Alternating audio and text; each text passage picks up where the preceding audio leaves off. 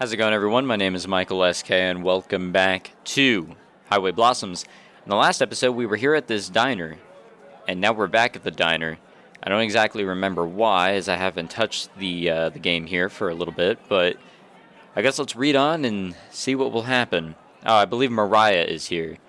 I think they went to the site, decided, fuck this, came back, and, Mariah and the other two are here.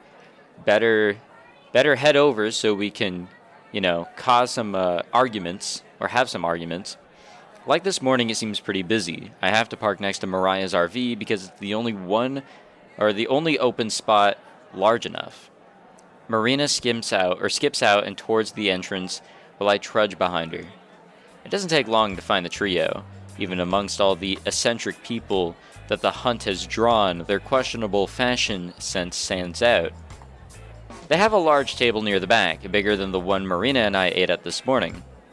Joseph and Tess share a bench, while Mariah is spread across the opposite side. It's probably supposed to look sultry, but it comes across more like the bench is devouring her. When she sees them, Marina scurries to the back, hand raised in greeting. I bring up the rear still slow. Hey guys! Tess and Joseph both wave, the latter smiling when he sees us. Mariah looks surprised for a second, but then scowls and turns towards the wall. The feeling is mutual. Hey, imagine running into you two here. Just get into town? Nope, we've been here all day. We actually ate breakfast at this place this morning. Yeah, you're always a couple steps behind us, I guess. Mariah's glare is stonier than Double Arch itself, but of course she keeps looking at the wall instead of us. Joseph laughs though. Here, let's break bread. He and Tess scoot down the booth, making some room which Marina promptly fills. I'm left next to the smoldering fury that is Mariah. She moves her leg just a little, but enough for me to sit down. Thanks. Sorry to barge in on you guys like this. It's no problem. More the merrier. I hope you don't expect us to cover your bill. Groaning, Joe puts his hands over Tess's ears. Would you at least try not to be a pain in the ass between the hours of 5 p.m. and 6 in the morning? It would make my life a lot easier. God damn. He uncovers Tess's ears and gives us a blank look. She's right, though. There's no way we can afford that. We had to dine and dash for breakfast. Uh-oh. So what about you? How long have you been here? We got in around lunchtime. Spent forever and a half stuck in traffic, though. He sounds worn out. I wonder if Mariah ever lets him drive. Or makes him. Us too. We were gonna look around Double Arch, but it was too busy. Yeah, we took one look at it and just kept driving. Didn't even want to try it. Sis said anyone who bothered to get out was a You weren't supposed to hear that! I told you, this girl hears everything. Anyway, we were thinking about heading back this evening. See if it maybe cleared out some. We were gonna do that too. I was telling Amber that we should see if maybe you guys wanted to team up and we could look together. Hell no! Well, okay. The two of us look at each other. Seems all that we ever agree on is not sticking together. No offense to you, Joe. Just didn't wanna... I trail off, trying to think of an excuse that didn't want to deal with Mariah, which is the truth. But Joseph just laughs and waves it off. Nah, I get what you mean. Don't think Mariah would be too fond of splitting the goods either. Marina frowns, but perks back up after just a second. Soon a waitress comes to take our order. Marina and I are careful to order meals on the smaller side, just sandwiches with fries. On the other hand, Mariah's order comes with a bunch of requirements as to what can and can't be on it. By the time she's made so many substitutions and extras, it hardly resembles the item described in the menu. So, I can tell you ladies that it's not at the Parade of Elephants, and Delicate Arch was a no-go too. Think we might try Skyline next. Good luck, I guess. I wonder how many of those the miner would have known about, though. Pretty sure this park wasn't founded till after the gold rush. Joseph shrugs. Amber knows a lot about these places. She's like an encyclopedia. I can feel my face flush like always when she praises me. Not really. I just know bits and pieces. Still, something to be proud of. Aren't too many girls your age who care about anything that happened more than 5 years ago. It's really nothing special. I just spent a lot of time on the road when I was younger. That's so. I appreciate his leaving it as an open-ended question, rather than prying. Marina looks at me, eyes wide, probably to see if I'm about to cry or something. I try to be nonchalant. Yeah, until I was in middle school. My grandpa used to drive me all over the country. Sounds like a fun time. It was. He, Guess there's no point in hiding it. Plus, Joseph has this kind of disarming air to him, like he exudes calmness. passed away a little while ago. Still a little. I tap my throat, hoping that gets my point across. It does. Joseph nods. I'm sorry for your loss. I know how hard that can be. Thanks. Marina's eyes flick between me and Joseph. She must be pretty worried, so I force a smile, even though I can feel the growing glumness that shows up every time I talk about Gramps. Meeting this dork has helped a lot, though. I jerk my chin towards Marina, who looks shocked, as if I could have been talking about anyone else. It's been a while moping around before that. Family is good. I blink. It's so easy to forget she's there. Yeah, definitely. I hadn't really thought of it before, but Tess seems to be in a similar situation I was, growing up on the go and all. I'm curious how it happened, but I won't ask. Not my place. A far-off look seeps onto Joe's face. He stares out the window, like he's gazing at something 100 yards away. Mariah glances up at him. For a split second, if that, she even looks a little concerned, but then it's right back to business as usual. She leers over at me and shoves herself back into the conversation. So what are you going to do? Huh? When all this is over? She gestures around. Dinner? No, dumbass! I meant the treasure hunt!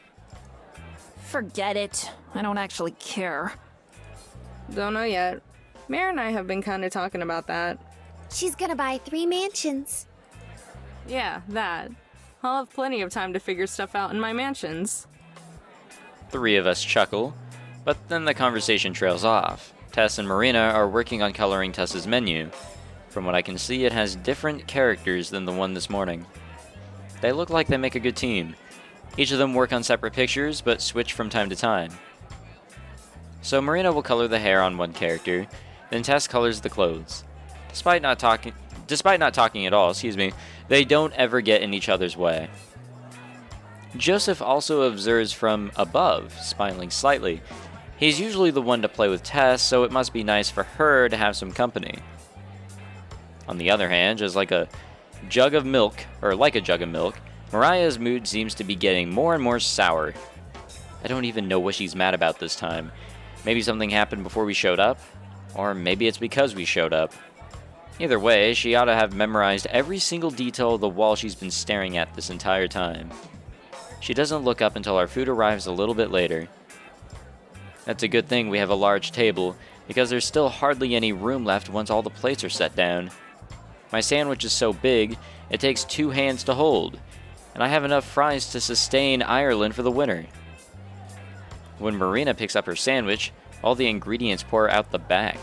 She quickly gives up trying to reconstruct it and just uses a knife and fork instead. Watching the other 3 eat is amusing too. Joseph chews it with slow, measured bites, whereas Mariah attacks her meal like it owes her money. Across from her, Tess is cutting up chicken tenders with surgical precision. Marina catches me staring and smiles at me covertly. She seems she noticed too. Mariah is the first to finish eating. I'm just a couple bites behind. That's embarrassing. She wipes her face with a napkin, then finally looks at me. Where are you two staying? It could be an innocent question, or it could be a trap.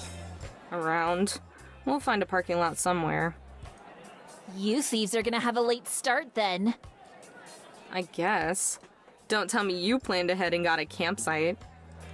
Don't be stupid. Of course not. Like, that's not what I meant. I scoff as she backtracks to keep from insulting herself. What I mean is, there's no way they're gonna bother checking every single permit. There's too much going on right now. Just pick a nice spot out of the way, don't make trouble, and it'll be fine. Joe flatly stares at Mariah. Easier said than done. Good luck with that. I don't want to take the risk. On foot, if you're trespassing and get caught, most of the time you'll just get thrown out. But I don't want our license plate getting written down or something if we were to do what she suggests. Mariah shrugs. Suit yourself. Don't say I didn't never try to help you. Didn't ever. Yikes. You ever camp here before, Amber? Sounded like you know the place. Long time ago. I don't remember a whole lot. Just good at remembering names, I guess. Useful skill to have. Yeah, that is absolutely true. Yeah. Used to be before we'd go anywhere. Gramps and I would research the place we were going. History and stuff like that. You sure learned a lot of useful stuff from him, huh? Yep. Always wanted to make him proud. He used to say I was a real chip off the... My words catch in my throat. Not because I'm emotional, but because I just realized something. Remembered it, rather. Mariah and Joe know it too. Mine and Mariah's eyes lock, and she bolts up at my words. The other two look confused. We're leaving! What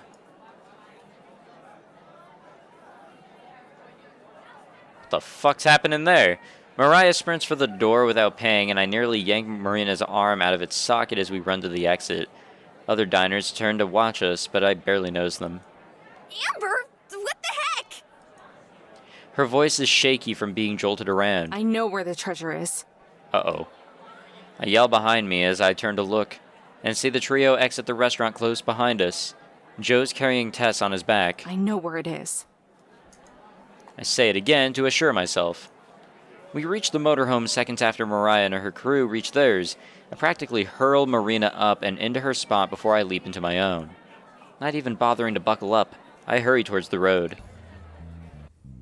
Less than a minute and we're already falling behind. I watch Mariah's taillights as she speeds up the road, horn blaring to scare away the cars unfortunate enough to be in her lane. I'm going as fast as I dare to, worried about cops that could be lurking around one of the bends in the road. But I can't let her out of my sights. There's no room to pass yet, but I have to watch for an opportunity. With one hand, Marina clutches the headrest of her seat, then she leans over and past my face, nearly causing me to swerve from shock. What are you... She grabs my seatbelt and buckles me in. Then she does the same for herself. Okay, now that we're at least not gonna die if you hit something, can you tell me what exactly is happening? She sounds a little frantic and a little curious. Well, shit, I'd be too. Okay, so do you remember Balanced Rock? It wasn't one of the places that we visited earlier today, but it's one of the spots that's on posters and in lots of ads. I think so, or at least hearing about it. There used to be another really famous rock right next to it. Smaller, but a similar shape and everything. They called it Chip Off the Old Block. What do you mean, used to be? I was getting to that. A long time ago, like 50 years or something, it fell. Now you can't even tell it apart from the rest of the rocks on the ground. 50 years. So that was... Her eyes go wide in understanding, a fact which I look away from Mariah's rear to take in. So it was still standing when the miner came through.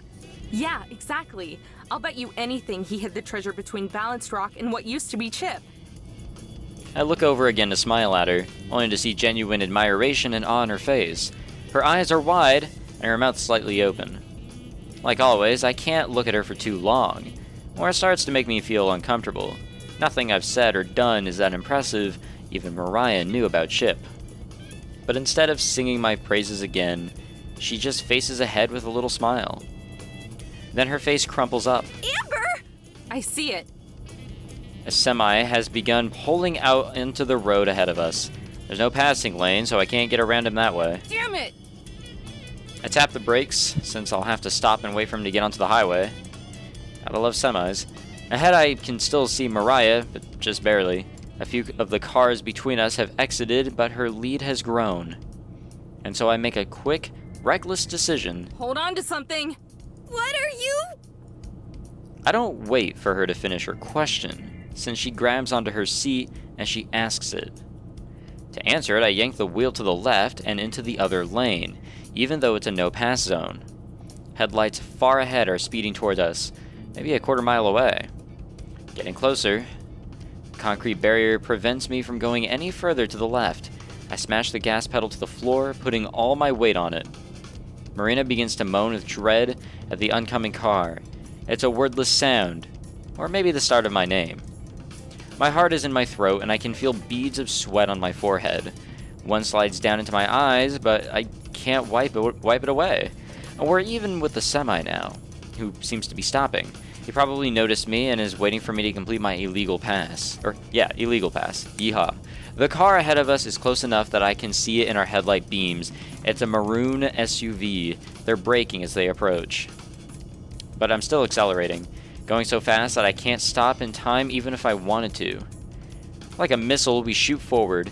I'm at least double the speed limit right now. We come even with the front of the semi, which is hardly rolling.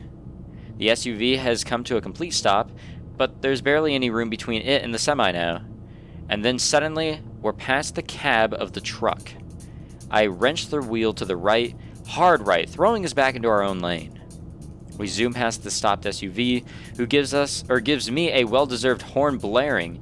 The bassy horn of the semi's horn, or the bassy sound, of the semi's horn also booms behind us. But it doesn't matter, because we're okay, we didn't die. A need to breathe hits me, and I realize that I've been holding it in. I sigh, adrenaline still coursing through me. Oh my god! Amber! Her voice cracks, and she starts to laugh, hysterically. I do too, laughing away the anxiety of the last half minute. It felt like much longer. And it's not entirely over yet. Don't get too comfy. Her hands shoot back to where she was hanging on. Uh-oh. Just ahead, Mariah still has a lead, but it's shrinking quickly. I wonder if she saw how I caught up. Jamming the gas pedal down again, I start to narrow the distance even more. She takes the exit for Arches just a few seconds ahead of me. We blaze through the entry point, flashing our passes at rangers who barely have time to check them. Even in the darkness, there are lots of people on the sides of the road. I wonder if anyone else has had the same realization we did about Chip. Mariah is starting to gain ground again, so I mash the accelerator farther down, but her motorhome is newer than mine, and it's harder for me to keep up. If I'm going to beat her there, I'll have to do it soon. I check to make sure that Marina is still holding on tight. She is. Just a few feet behind Mariah's RV, I illegally swing into the other lane again. This is even more risky because of the way the road curves all over the canyon. An oncoming car could round a bend and completely blindside us. Hope that doesn't happen, or we'll be at the end of the game right now. By pushing the RV to its absolute limits, I'm able to break even with Mariah. Looking over, I can see a wild flare in her eyes, hair disheveled.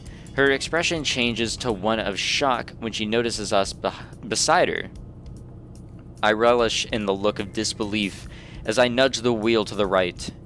There's a god-awful scraping as the motorhome brushes against Mariah. Holy fuck, dude. Her eyes, as well as Marina's, widen. Seconds after we pull apart, Mariah's vehicle lurches towards us. And again, there's a sound that makes me want to rip my ears off. I fight to keep control of the motorhome and stay on the road. Awestruck bystanders watch as we pass by, but I hardly register them. Still neck and neck, we continue toward Balanced Rock. Through insane luck or divine intervention or something, the road ahead is clear. I won't try to shove them off the road again because there are now steep drop-offs that could actually be fatal. But I do have to do something to gain an edge. Just arriving seconds before her isn't enough. A sign, visible for just a split second, informs us that there are 5 miles to Balanced Rock. What might have been an arrow for an exit has been scuffed to eligibility. Ugh. Maybe that's our chance. Up ahead, barely illuminated by a flickering lamp, the road splits into 2 directions. A sign in the middle is smashed and folded in on itself, probably the result of someone's reckless driving. One of these paths leads to Balanced Rock, but I don't know which. I'm willing to bet Mariah doesn't either. From Marina's window, I can see Mariah shoot me one final death glare before they rocket off down the exit. We stay on the other branch, though I'm back in the proper lane now. Just gotta hope it's the right branch. As I start to calm down yet again, I realize my legs are shaking. Marina cranes around to watch Mariah's vehicle, which is quickly disappearing into the murk. Once it's fully out of sight, she turns back to me, her face as white as her knuckles. You okay? Guilt stabs me. I may have seriously traumatized her, with 2 incidents within minutes of each other. After taking a deep breath, she unclenches her fists. Can we never, ever do that again? And there's a lot of things we will never ever do again. That was insane. Super insane. Like, oh my god. I thought I was gonna die. Wait. Did we die? Am I just imagining this now? I don't think you could imagine stuff if you were dead, kid. I was just about to say that. That's the kind of thing a dead person would say. Like in that one movie, where it was all about that guy who could talk to dead people, except... Fine. I'm 90% sure we're not dead then. Okay. 90%. That's not bad. And being a ghost might be kind of cool, too. You could spy on people without them ever knowing. I'll keep that in mind if there's ever someone I want to haunt. Our voices are shaky, even though our conversation isn't serious. I keep checking the rear view, expecting to see the headlights of Mariah's approaching vengeance, but so far we're in the clear. Each passing minute that we don't see the rock itself, though, makes me worry that we took the wrong turn. Right on the verge of turning around and tailing Mariah, another sign suddenly looms up ahead of us. We've reached Balanced Rock. Thank God that we had the luck there. I slow down as we approach the parking area. While not empty, there are far fewer people here than there were at Double Arch earlier today. A good number of them look like they might just be sightseers, since they're standing around talking or looking at the stars instead of searching. Parking is easy, since there are a lot of open spaces. When I stand up, my legs wobble. I stumble, grabbing Marina's shoulder for support. She smiles at me, but doesn't say anything. No more jokes to crack. It's time to get serious. We grab our equipment and hurry out into the night air. Solid ground feels foreign after the rocketing motorhome. This must be what it feels like to return from a voyage at sea. Marina, the landlubber, doesn't seem to be having any trouble now that we're not barreling along the highway. The spring is in her step has returned, and I worry that she's going to bang the metal detector against the ground as she half walks, half skips. Some of the other people watch us go, but no one follows or says anything. They probably assume we're just next in line of the failures. A line which must be pretty long, given how much trash and misplaced earth there is around here. Pangs of guilt remind me yet again of the broken brick at Canyon de Chelly, and I make my umpteenth resolution to be more careful. Just ahead, Marina has come to a stop. Head tilted back, I can tell she's admiring Balanced Rock. It's certainly an impressive view. Someday I'd like to take her back to all these places we've gone, but without the pressure of the treasure hunt rushing us, just taking in the sights. I slow my steps a little, so I can keep watching her from behind. Maybe sensing me, she spins around and waves. Hurry up! Yelling, even though I'm close enough to hear her normal volume level. I pick up the pace once more. So where was Chip? Over there, to the right. There's a large stone wall besides Balanced Rock itself, with a short slope between them. It was right at the edge of that little hill. So where that pile of rocks is now? Yep, that's the spot. You can't tell that there used to be anything there, but I've seen pictures in the atlases Gramps kept around, or in the history books he liked to read. compared to balanced rock, chip off the old block looked tiny, but it was actually a decent size. There's a pile of stones at the base that are probably Chip's remains. They're indistinguishable from the rest of the red rocks, though. Some are as big as my head, or even bigger.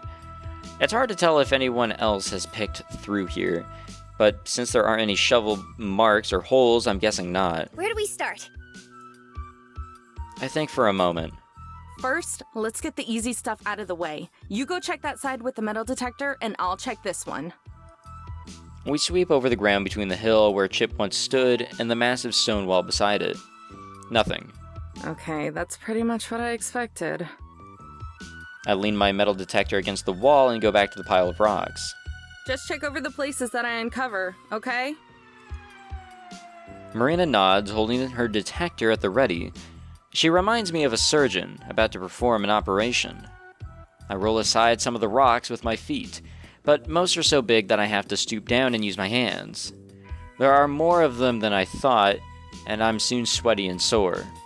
Do you want any help? Nah, I'm panting. just keep scanning. She does so, dutifully, retracing my steps, still nothing. After a couple minutes, I stand up and take a swig from a water bottle. I'm glad I remembered to bring them this time. Marina sets down her metal detector to do the same. Do you think Tess and them are okay? Why wouldn't they be? Don't you think Mariah's gonna flip out when she realizes she took the wrong turn? Probably. That's her fault, though. Not like you would have let her go down this side of the road. Hey, I did what I had to do. Uh-huh. But you're never going to do that again, okay? If we get the next treasure too, I won't have to. When we get it, you meanie. Right. When? The optimism is good. Only one more to go after this. One more frantic search and then... I drain my water bottle and crumple it up before shoving it into my pocket. Break's over. Back to work. I pop my back and resume moving rocks out of the way. I've been working from the outer edge of the rock pile inward, since they're more concentrated in the center. Like a shadow, Marina continues to stick to me, going where I go. Nearly 10 minutes of uninterrupted shuffling pass. By now I'm expecting Mariah to have caught up, or to get here soon. But she never arrives. Maybe she just gave up. Although knowing Mariah, that's just wishful thinking. I've just finished moving a torso-sized rock when it happens. The metal detector begins to chirp, bright and earnest. Marina and I exchange a look and I nod. I'll get the shovel! It's leaning up against the wall by the second metal detector. Marina grabs it, starts back towards me, then doubles back to set her detector aside as well. I move to take the shovel from her, but she holds it away, shaking her head. Nuh-uh. You moved all the rocks. Yeah, but She frowns at me, and I can tell this is an argument I won't win. Okay. Be careful, though. Don't throw out your shoulder. I know what I'm doing. Hey, I doubt it. And she stabs me at the ground like she's wielding a salad fork. Or she stabs at the ground, excuse me. It bounces off with a jolt. You need to go at it with more of an angle, like you're trying to slide it into the ground. I move behind her and adjust her arms a little. Her shoulders are damp with sweat, though I'm drenched with it. She tenses up when I first touch her, but relaxes almost immediately. It's enough to make me self-conscious, though, and I take a quick step back. Sorry. I'm mumbling. Oh, no, you're fine. You just surprised me. Her voice is higher than usual. It's okay. You should have it now. Nodding, Marina jabs at the ground again. She scoops out a little bit of dirt and dumps it aside. Watching her dig is painful. Either the ground is hard, or she's not strong enough to make fast progress. Whatever the reason, it's slow going, but she refuses my repeated offer to take over, so with my hands on my hips, I watch as the hole very slowly gets deeper. She's reached a depth of maybe a foot or so when the shovel thumps against something that isn't dirt. Our eyes instantly meet. I stoop down and brush a little bit of the dirt away from the shovel blade. Sure enough, I can feel rough wood just under my fingertips. Is it? Yeah, it is. Now she forces the shovel towards me. I don't want to mess it up. Okay, look out. She steps back a couple feet, but leans forward to watch. I scrape at the dirt around the spot that we hit, trying to find where the edges are. Once I reveal one corner, I start to dig off thin slices of dirt next to it. Soon the outline of the whole box is visible. I hear Marina suck in a sharp breath. My heart is pounding with the same cautious excitement I felt at Shiprock. It hardly feels real, and yet, well, there's only a 10% chance that I'm dead, and it isn't. I lift the box out of the ground with the blade of the shovel, and Marina plucks it off. It makes a familiar rattling sound as she moves it. Yikes. But I hold up a dirty finger to my lips. Not yet. Looking back towards the parking lot, I can't tell if anyone has seen us. Seen us dig and find the treasure. Don't say anything until we get back to the car. She's a quivering leaf of excitement, but she manages to keep her mouth mostly shut for now.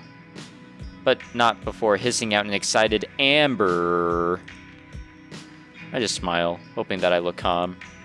Marina cradles the box in the crook of her arm like an infant, doing her best to keep it hidden from onlookers as we head back to the motorhome. She carries the shovel in her free hand, while I have both metal detectors.